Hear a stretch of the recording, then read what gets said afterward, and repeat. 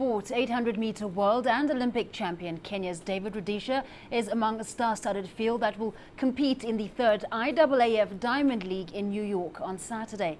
Rudisha opened his season with a 1 minute 43.87 seconds in Doha and will line up alongside fellow Kenyans Timothy Kitum and Boaz Lalang, among others. 10,000-meter world champion Jalen Ibrahim of Ethiopia will lead an East Africa contest in the 5,000 meters. The men's 100-meter race will crown the event, with America's Tyson Gay going up against American and Caribbean competitors. Olympic gold medalist Sanya Richards-Ross of the USA will be back on track since winning gold in London and after undergoing surgery. For the past couple of years, I've been taping it and getting shots to be able to compete. And so I finally went ahead and did the surgery to hopefully run pain-free the next couple of years. But I would still say I run in about, if 10 is the max, I'm still at about an 8 with pain. So hopefully soon it will keep going down until I'm at 0. South Africa's cricket team departs this weekend for England as they target success at the Champions Trophy. This will be Gary Kirsten's last tournament in charge of the Proteas before Russell Domingo takes over as coach. As Dan Williams reports, the new man in charge hopes he can keep the team on an upward curve. Looking to fill the void. Few may have heard of Russell Domingo, but this is the man tasked with taking over from Gary Kirsten as South Africa cricket coach. Kirsten is a Proteas legend, firstly as a player, but lately as the coach who took South Africa back to the top of Test cricket.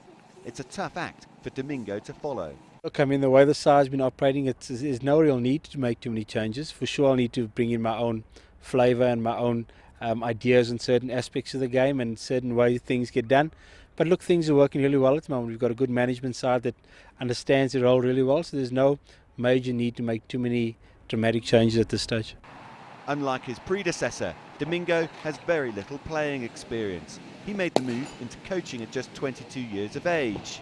But although the Proteas are #1 in Test cricket, Domingo has his eye on further progress. I think with the playing personnel there's no reason why we can't dominate in all formats of the game. We've got really good structures in place. We've got a good domestic circuit running. We've got great facilities. There's no reason why we can't dominate in all departments. One key issue that Domingo will have to face is the future of one of the all-time greats, Jacques Kallis. The all-rounder is the only cricketer to hold more than 11,000 runs and 250 wickets in both Test and one-day cricket. But at 37, time is running out. I sent him a few text messages a few days ago and he's hoping to play till he's 50. So look, I mean, Jacques will have to manage his workload over the next couple of years, and Jacques needs to sit down and think about how he wants what he wants to do over the next year or two. There's no doubt Russell Domingo has some pretty big boots to fill, but he only officially takes over the role after next month's Champions Trophy, and he wants to give the outgoing coach Gary Kirsten a winning send-off. I think South Africa won the first Champions Trophy 15 or 16 years ago, so it's a competition that we have done well in the past. And look, going to England, I suppose conditions could possibly suit us, with the ball maybe nipping around and our strength of our seam bowling attack. So I suppose there are 8 world-class sides around at the moment. We'll be one of the sides to beat. Regardless of what happens at the Champions Trophy, the spotlight will be thrust on Domingo thereafter. And with the likes of Pakistan, India and Australia lined up over the next 12 months, he knows soon enough if he has what it takes at the top. Dan Williams, CCTV News in Johannesburg, South Africa. Now, East Africa is famous for producing world-class marathon champions in sports as well as wildlife, and that's on the tourism front. Extreme marathoner Andrew Murray has therefore chosen to run up and down 2 of East Africa's highest mountains for charity purposes. It'll be part of a series of ultra-marathoners that will see him jog across 1,000 kilometers of everything East Africa has to offer, including the famous game reserves. As Richard Bestick reports, the 32-year-old Scot plans to revisit the village in Kenya where he spent his childhood. By any measure, marathon man Andrew Murray is a remarkable athlete. Last year he won the North Pole Marathon, the Gobi Challenge and the Antarctic Ice Marathon.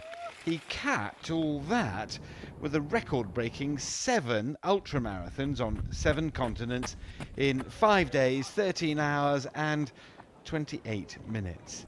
Andrew's a sports doctor assigned here to the PGA European Tour at Wentworth, watching over the risk of injury from golf.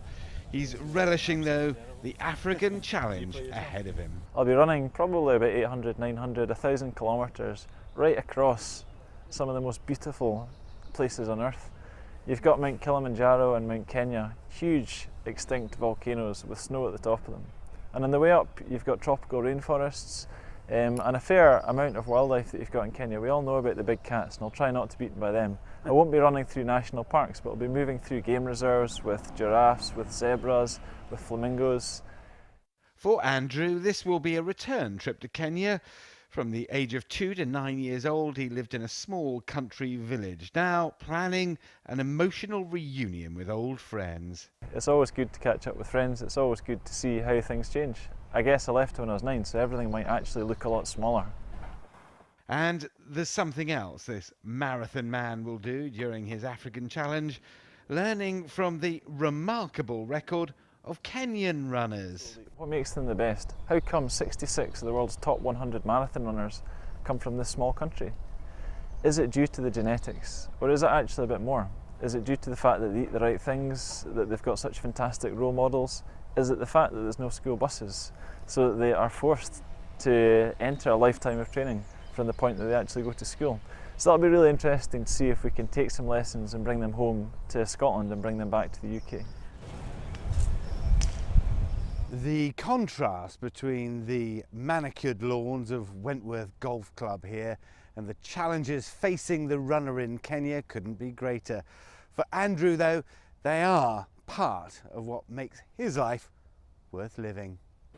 Richard Bestick, CCTV, Wentworth Golf Club, England. Well, that's how we wrap up this edition of Africa Live. I'm Famida Miller. Thanks for watching.